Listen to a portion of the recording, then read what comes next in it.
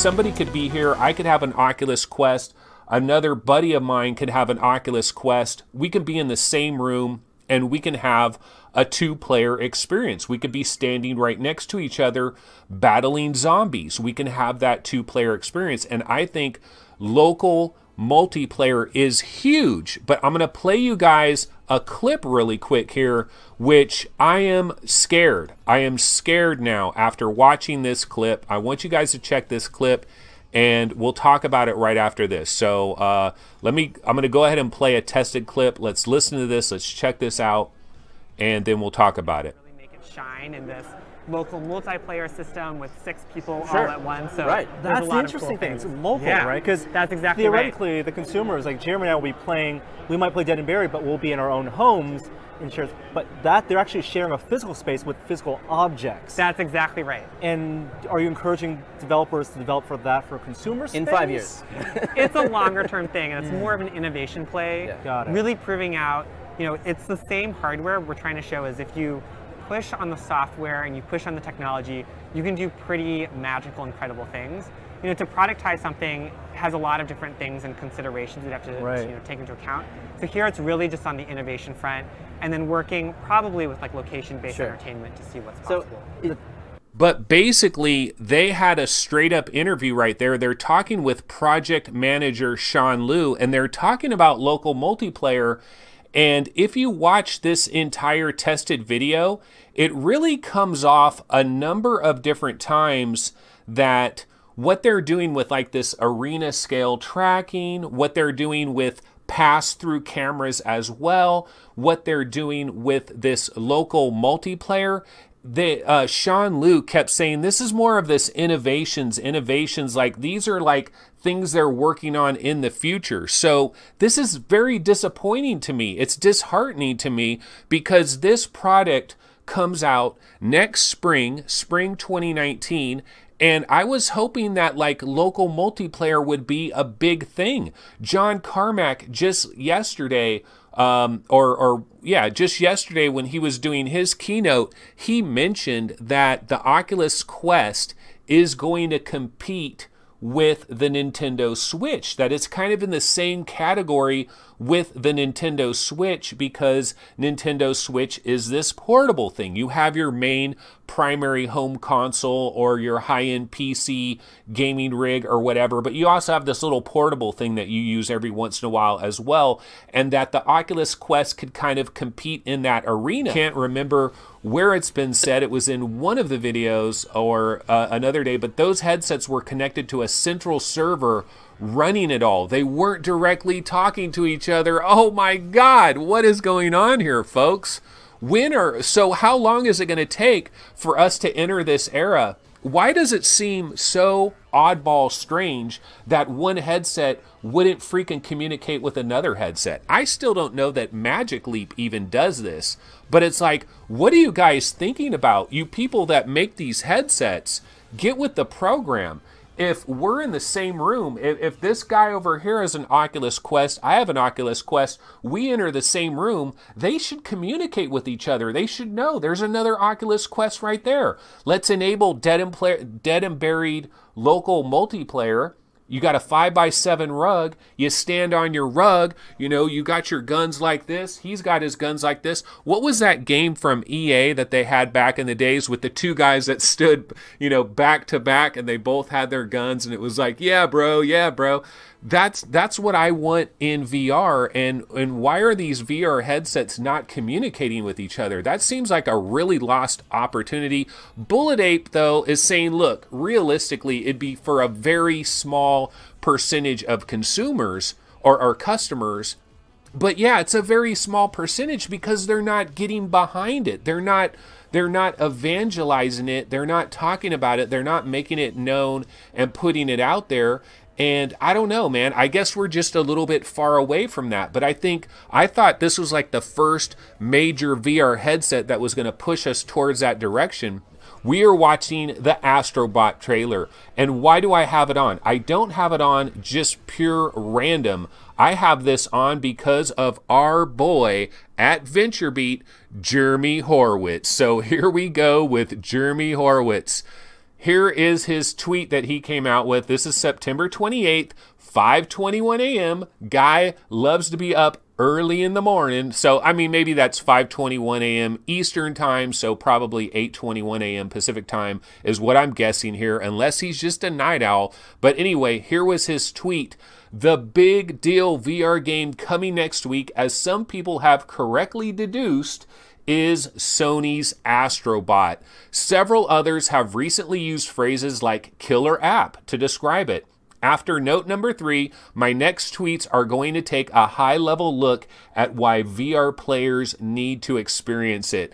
This is terribly, terribly disappointing. This is what we were all joking about the other day when we saw this tweet. We were like, oh, this is awesome. HTC Vive 2.0. You know, maybe it's the Vive 2.0. Maybe it's LG coming back in the mix. LG now has a VR headset. Maybe, you know, Knuckles is ready to go. Maybe Valve. Maybe it's Portal VR. He's played Portal VR. What could it have possibly have been? But no, it turns out to be Astro Bot. And I was actually in one thread where a lot of people were arguing back and forth about what is this guy talking about? What is this Super Mario 64 moment of VR that this guy is talking about? And people were postulating all kinds of things, hardware, software, all of that stuff. And somebody did bring up Astro Bot, and they said, no, I really think this is Astro Bot. And I came in and I said, there's no way this could be Astro Bot. We've had Robots Rescue from the Playroom VR since October 13th, 2016. We've had that for nearly 2 years. We've had Robots Rescue. I'm guessing Jeremy Horwitz never played Robots Rescue. I'm guessing Jeremy Horwitz never played the Playroom VR, doesn't know that Robots Rescue existed and thought this was like some brand new thing. I've been harping on this for a long time now. I've had rants on this show or on VR Roundtable or whatever show. I mean, you'd have to go back 2 years to find it. But I've had rants where I played Robots Rescue and I was like, guys, this is a big deal. They put the controller in the game. You're physically in the game with your adorable little platform character. This is a huge thing. I ranted on it. And then, of course, we ended up getting Moss by Polyarc. And Polyarc saw the same brilliance there. They were there 2 years ago on October 13th. They saw that and they decided to quickly make a game. You know, I'm not saying Moss was directly made for that, but that was a big part of it. And where has this guy been? He hasn't played Moss. This is not a Super Mario 64 moment. But before we go Carmack style, let's talk about Vox Machinae. Yes, ladies and gentle bots, I did get my hands on Vox Machinae, so much love to the developers at Space Bullet. They did hook me up with a review code for this game. I want to see what everybody's talking about. You know, Vox Machinae is a big game that a lot of people are into, and so last night I got into Vox Machinae, and I gotta tell you guys, again, I am not a multiplayer guy. I don't really like multiplayer games very much. Multiplier. I don't like the multiplier. I don't like multiplayer games very much, primarily because I want to enjoy gaming on my time, at my pace, and that's just kind of how I am. There could be some great multiplayer experiences, but I prefer to like be able to tailor the situation to my situation and not be dependent on other people for my entertainment and all of that kind of stuff. But bro, let me tell you, this is a multiplayer game that I am going to be messing with on a regular basis, if possible. Because here's the deal with Vox Machinae. When I first got in there, I went into the tutorial, okay? And I spent a lot of time in the tutorial. When you get the tutorial, you have a tutorial section for how to do movement, a tutorial section for how to do combat, and a tutorial section about communication, okay? And so I went into the movement one, and I learned the movement. and I went into the combat one and I learned the combat, and I went into the communication one and I pretty much ignored that one. No, I'm just kidding. No, so I went into all of them, right? Multiple times. I kept doing these tutorials over and over and over again, kept banging away on the tutorials because I really wanted to get a feel for it. And so here is the beauty of Vox Machinae. The beauty of it is the goddamn cockpit. This cockpit is done well. It works well. Everything makes sense. The controls for your machine make a lot of sense. You can turn your head, which is kind of turning the top turret of your mech. You target things by just looking at it. You just look at it with the cursor. I know, yeah, some people don't like that, but the reason they're doing that is because your hands are going to be used triggers for shooting lasers, for shooting missiles, and then one of the controls is moving your rig, like how fast are you moving? Are you going forward? Are you going in reverse? The other one is to turn more dramatically, and then you have another control that you pop up that gives you these hovering jets that hover for a little while. You got different indicators and stuff that are in your cockpit. It all makes sense. The little lady that's talking to you, Max Headroom style, she's pretty cool as well. You know, this is just a great experience. God damn. Okay, Chris Cox is bringing us back to reality. He's saying, wait a minute, bro, let's not forget the honeymoon period. Every VR game is not the best VR game ever just because you played a brand new VR game and you liked it a lot. I know, Chris. But what I'm talking about here, though, is when I'm in the tutorial and everything and I'm going through this, it just has a good feel. I like this game. And normally in a multiplayer game, it's so chaotic, it's so hectic, I can't handle it, and I kind of go into a panic mode. But this one isn't really like that, and the games last freaking forever, man. Well, about 45 minutes or so. The game seemed to last quite a long time. To me, it sounds like hand tracking is something they're kind of experimenting with, those 4 cameras, like actually being able to do hand tracking. But again, this is another Debbie Downer in my opinion, because it does not sound like when spring 2019 comes around and we buy our Oculus Quest, it doesn't sound like hand tracking is going to be anywhere in that equation whatsoever. It might be something that comes later, like a year later, and it might be kind of experimental, like, oh, we're going to enable this hand tracking mode, but it's kind of experimental. So once again, I do see this as kind of a major F up, but again, $399, you know, so things are left on the cutting room floor when you try to squeeze something down to $399. So that was Carmack talking about the hand track. So I have my Oculus Go right here, and I love this little thing. But when you set it down, it is wide freaking open. Like, it is so easy for the sun to hit this. So one day I had my Oculus Go. It was sitting over against a wall, and it was in the shade, and it was dark as hell. There was no sun anywhere near it. And I looked at it for a second, and I was like, should I move that? Oh no, it's in the shade. There's no sun anywhere near it. And then what I forgot is I left, and I went somewhere, and I was gone for hours. I came back, and there was freaking sunlight coming through the side of the window, and it was so freaking close to hitting this. I thought my Go was toast. I was so scared. Here's how you solve this problem, in my opinion. Imagine if the Oculus Go and every other headset that is possibly jacked up by sunlight, what if you had a little button, you just hit a little button, and then zoop, a thing goes up, and it opens up, and now you have your lenses.